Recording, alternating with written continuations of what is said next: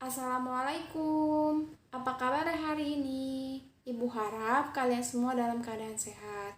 Kali ini kita akan masuk ke materi kondisi alam negara Mesir. Sebelum Ibu menjelaskan, Ibu ingin menyampaikan tujuan pembelajaran pada hari ini, yaitu kalian dapat mengamati peta negara Mesir, menjelaskan lokasi dan kondisi alam di negara Mesir, menganalisis bentuk muka bumi, geologi, flora dan fauna, serta kondisi penduduk negara Mesir. Langsung saja, kondisi alam negara Mesir. Profil negaranya. Nama resmi dari negara Mesir ini adalah Republik Arab Mesir.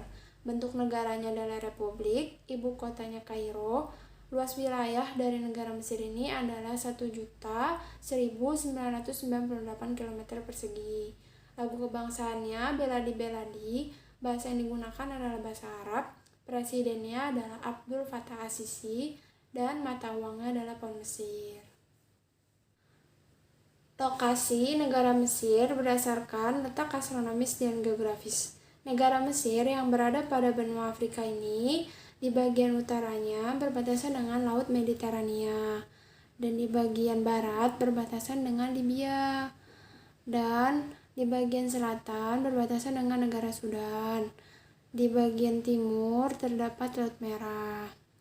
Kemudian berdasarkan letak astronomisnya, negara Mesir ini berada pada 25 derajat bujur timur sampai 36 derajat bujur timur dan 22 derajat lintang utara sampai 32 derajat lintang utara. Posisi negara Mesir sangat penting karena terdapat sebuah terusan, yaitu terusan Suez. Terusan Suez adalah terusan kapal sepanjang 163 km yang terletak di Mesir menghubungkan Pelabuhan Said di Laut Tengah dengan Suez di Laut Merah.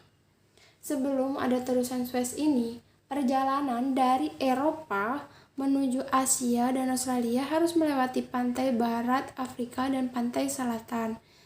Jarak ini tentu lebih jauh dan memakan waktu yang cukup banyak. Nah, terusan Suez ini selesai dibangun pada tahun 1869 oleh insinyur Prancis Ferdinand Vicomte de Lesseps. Iklim Mesir. Berdasarkan letak lintangnya, Mesir berada pada daerah subtropis. Oleh karena itu, Mesir memiliki iklim subtropis acid atau kering dan hanya mempunyai dua musim, yaitu musim panas dan musim dingin. Perbedaan suhu antara musim panas dan musim dingin cukup besar. Pada musim panas, siang hari memiliki suhu 31 derajat Celcius dan 15 derajat Celcius pada malam hari. Kemudian, musim dingin yang terjadi pada bulan November sampai bulan April memiliki suhu 11 derajat Celcius sampai 18 derajat Celcius. Hujan terjadi pada musim ini. Curah hujan rata-rata Mesir yaitu 80 mm per tahun. Kemudian, di Mesir ini sering terjadi angin badai. Angin badai ini penuh dengan debu dan cukup kering. Angin badai terjadi pada bulan April sampai bulan Mei. Disebut dengan angin Khamsin. Angin Khamsin ini berpengaruh terhadap pohon atau tumbuhan yang berada pada delta Sungai Nil. Semenanjung Sinai. Semenanjung Sinai memiliki batas sebelah timur adalah jalur Gaza dan Teluk Aqaba, sedangkan batas sebelah barat adalah terusan Suez dan Teluk Suez. Semenanjung Sinai terdapat gunung yang bernama Jabal Katrina atau Gunung Katrina yang merupakan puncak tertinggi di Mesir. Nah, di Semenanjung Sinai ini memiliki struktur kasar pegunungan. Salah satunya yang tadi Jabal Katrina yang merupakan puncak tertinggi Mesir yaitu 2.585 meter.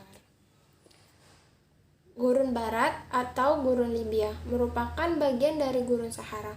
Daerah ini merupakan plato tandus yang tingginya kurang lebih 1.800 meter dari permukaan air laut dan terdapat depresi Katara 134 meter di bawah permukaan air laut yang merupakan titik terendah di Mesir. Lembah Sungai Nil. Kawasan ini memisahkan antara Gurun Barat dan Gurun Timur dan membentuk jalur sempit sepanjang 1.280 km dari Sudan menuju Laut Tengah.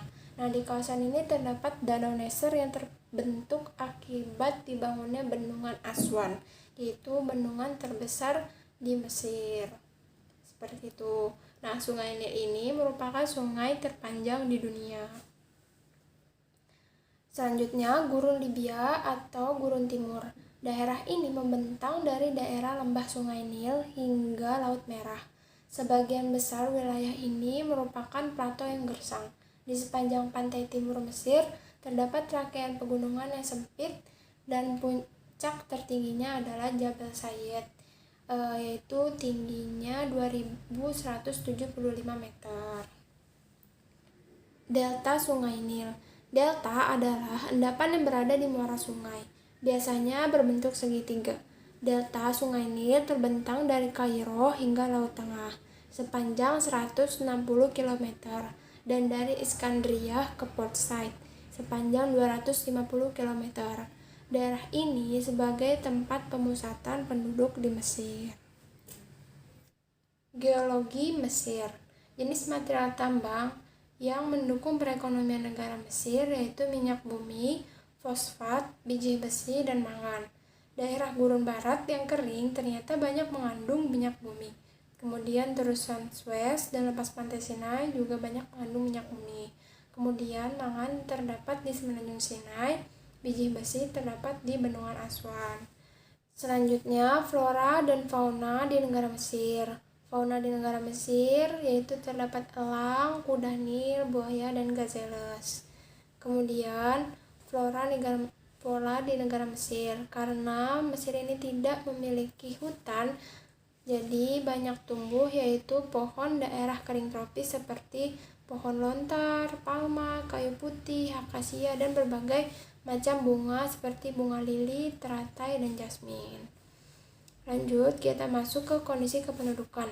Yang pertama, jumlah penduduk Mesir 76.117.420 jiwa dengan laju pertumbuhan penduduknya 2,9% per tahun. Kemudian, Mesir ini merupakan suatu negara yang penyebaran penduduknya sangat tidak merata. Hanya sekitar 4% yang dihuni dan 96% lainnya merupakan padang pasir yang gersang. Kemudian yang ketiga, di Mesir ini terdapat suku Hamis, Nabia, dan Arab. Kemudian yang keempat, mayoritasnya beragama Islam dan menggunakan bahasa Arab. Selanjutnya, kebudayaan Mesir. Jadi, di kebudayaan Mesir ini terdapat piramida, sphinx, obelisk, dan hieroglif. Nah, piramida ini merupakan kuburan para raja Mesir yang terdapat di Giza dan Saqqara. Kemudian sphinx terdapat di Saqqara. Sphinx ini dibangun 5.000 tahun yang lalu. Sphinx adalah patung berkepala singa dengan tujuan menjaga makam raja. Kemudian obelisk adalah tugu segi 4 yang terbuat dari batu. Kemudian hieroglif adalah tulisan dan lukisan para peninggalan Mesir kuno. Sekian penjelasan dari Ibu, kurang lebihnya mohon maaf. Jika ada pertanyaan, kalian dapat diskusi. Selanjutnya kita akan diskusi melalui WA atau tulis di kolom komentar. Terima kasih. Wassalamualaikum warahmatullahi wabarakatuh.